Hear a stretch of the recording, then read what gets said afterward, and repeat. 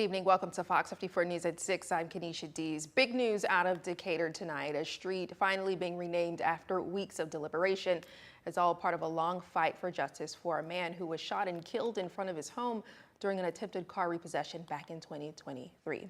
It'll be named after Steve Perkins. Fox 54's Caleb Aguayo shows us where this change is being made.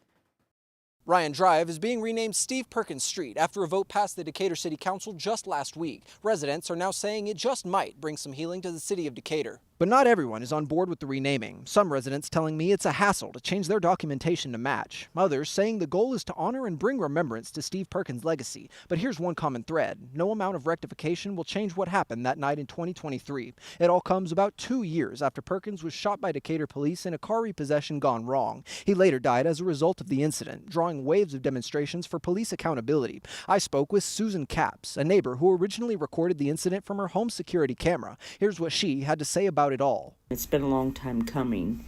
They needed to do something to memorialize Steve. I know there's the side that doesn't feel that he was murdered, but as a person that was here and saw most of it happen, he was murdered.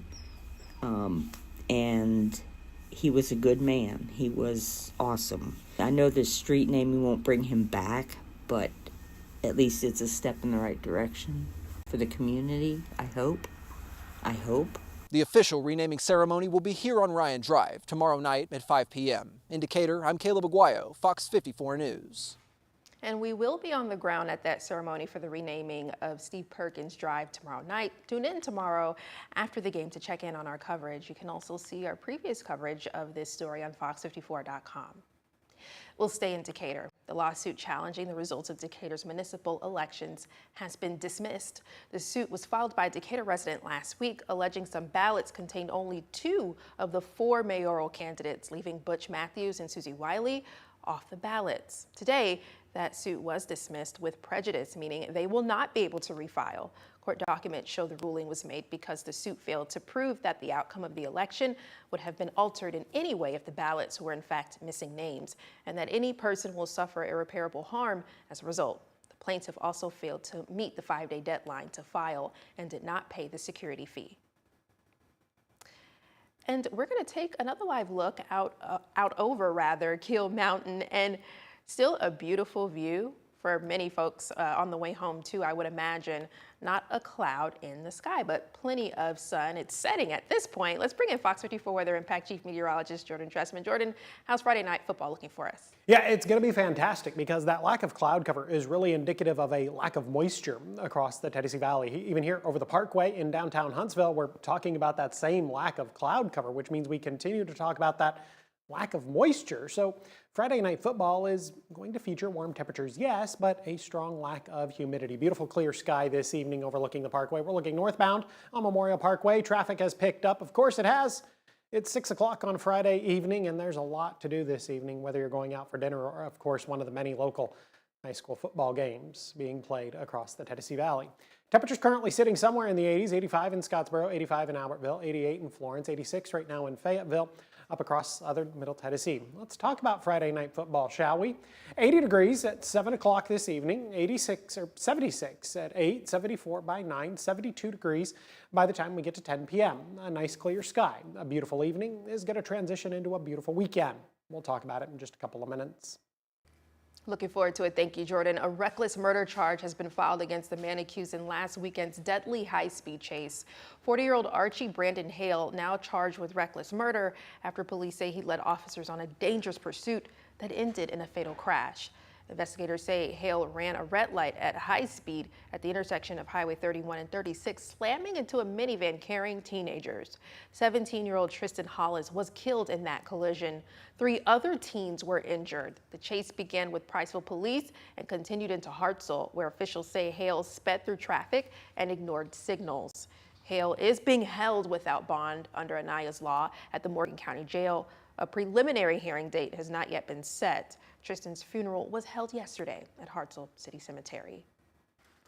President Trump announced today his administration will target Memphis next as part of his efforts to crack down on crime across the nation's major cities. He said it will send in the National Guard and possibly the military if needed. New statistics from the Memphis Police Department this week show overall crime is at a 25-year low. Tennessee's Republican governor says he's in communication with the Trump administration to develop a strategic plan to combat crime in Memphis. But the Shelby County mayor feels differently.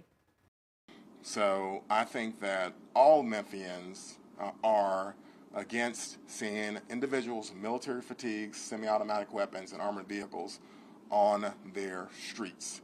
I don't think anybody feels comfortable with that. And so we're going to do everything we can to see if we can turn this thing around, like moments right now, to raise awareness. But also, I'm going to explore litigation. Memphis is a majority black city and has a Democratic mayor. Tennessee's governor is a Republican. Back here in the Tennessee Valley, Decatur city officials on the defense after this week's announcement of traffic changes coming to 6th Avenue.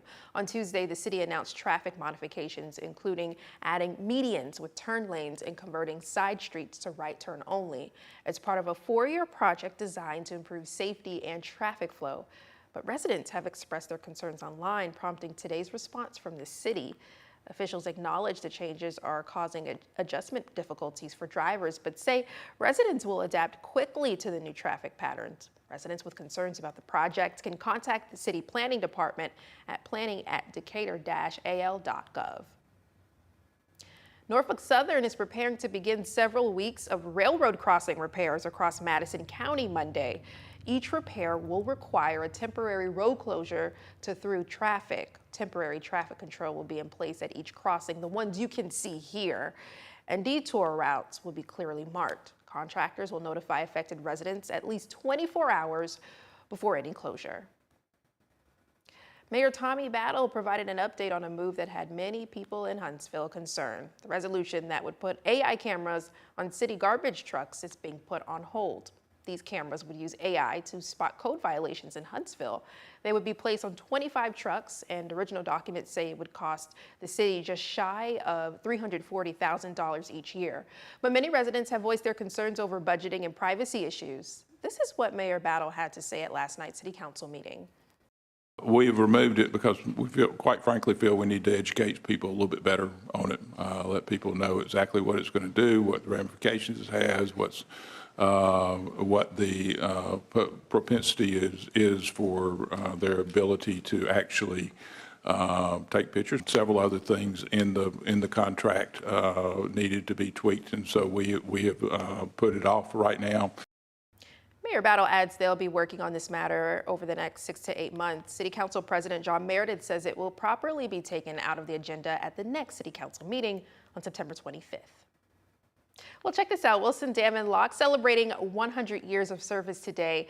It's TVA's largest hydroelectric facility with 21 turbines spinning constantly.